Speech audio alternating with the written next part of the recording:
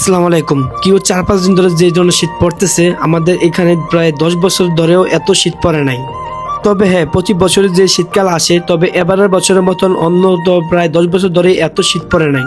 কিন্তু এবার শীতকালে শীতের চাপটা একটু বেশি, যার কারণে আমাদের এখানে যত প্লাবাইন আছে বা আমাদের কারখানার যে প্লাবাইনগুলো আছে, সবাই বলতেছে যে আমরা একদিন খিচুড়ি বা বোনা খিচুড়ি বা বিরিয়ানি করে ভাগ করে খেলে তো পারি আমরা নিজেরা। তারা আমাদের কারখানা যে প্লাবাইনগুলো, এগুলো মিষ্টি কাজ ছাড়া আর তেমন একটা অন্য কাজ জানে না।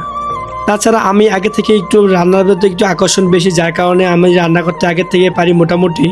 আমরা প্ল্যান করলাম যে আমরা বোনা খিচুড়ির আয়োজন করবো ইনশাআল্লাহ। তো যেই কথা সেই কাজ, আমরা প্ল্যান মোতাবেক আমরা বোনা খিচুড়ির জন্য চাল ডাল বা মুরগ সবকিছু কিনে আনলাম একটু সকাল টাইমেই। এগুলো কুটে একদম পরিষ্কার করে আমরা মুরগগুলো একদম কেটে কুটে যা আছে মশলা সবকিছু বেটে আমরা রাতের বেলা খাওয়ার প্ল্যান করলাম। তো আমরা দোকানে সারাদিন থাকতে হয়, তাই আমরা এই খাবারের প্ল্যানটা রাতে করলাম যে আমরা এগুলো রাতেই খাবো ইনশাআল্লাহ। রাতে খাওয়ার জন্য আমরা বাহিরে এটা রান্না করার জন্য আয়োজন করলাম গাঁথা করে। এগুলাকে আমরা একদম মশলা টশলা দিয়ে একবার নেড়ে নিচ্ছিলাম।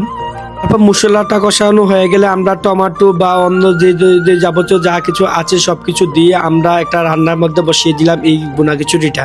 আমরা বাইরে রান্না করার প্ল্যান ছিল এই কারণে যে আমরা বাইরের আকাশের আবহাওয়াটা দেখবো, একদম কুয়াশাও ছিল। ধোয়ার কারণে কুয়াশাতেও তেমন একটা দেখা যাচ্ছিল না, যার কারণে রান্নাটা করতে খুব একটা আরামদায়ক হয়েছিল, যেহেতু গরমে হিট পাহাড়ের হিট আছে এখানে। এছাড়া আমাদের লার্কি তো টালের মধ্যে আছেই, যে এখন মন চায় তখন আমরা লার্কি এনে এখানে পাক করার জন্য ব্যবহার করতে পারি। লার্কির জন্য তেমন একটা আমাদের সমস্যা হয় না, যেহেতু আমাদের কারখানার যে লার্কিগুলো আছে এগুলি ব্যবহার করা যায় এখানে। মশলা আর মাংসটা কষানো হয়ে গেলে আমরা যে চাল বা ডাল আমরা ধুয়ে একদম রেডি করে রেখেছিলাম, এটা একবার দিয়ে দিচ্ছি আমরা কড়াইয়ের মধ্যে। নেড়ে ছেড়ে একটু রেখে দিয়েছি সিদ্ধ হওয়ার জন্য, যত তাড়াতাড়ি এটা হয়ে যায়। আলহামদুলিল্লাহ আমাদের সিদ্ধ হওয়ার কাজ শেষ। এখন আমাদের যে খাঁটি যে ঘিটা, এই ঘিটা আমাদের দোকানের যে ঘিটা আমরা তৈরি করি, এই ঘিটা দিয়ে দিচ্ছিলাম একটু স্বাদের বাড়ানোর জন্য।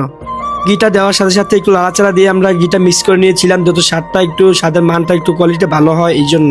দেওয়ার সাথে সাথে বড় ভাই জহির ভাইয়া ছিল এখানে, সবাই আমাদের কারখানা যত পোলাপান সবাই ছিল, তো সবাই মিলে এখানে আমরা কলা পাতার মধ্যে এটা ঢেলে নিয়েছিলাম খাওয়ার জন্য।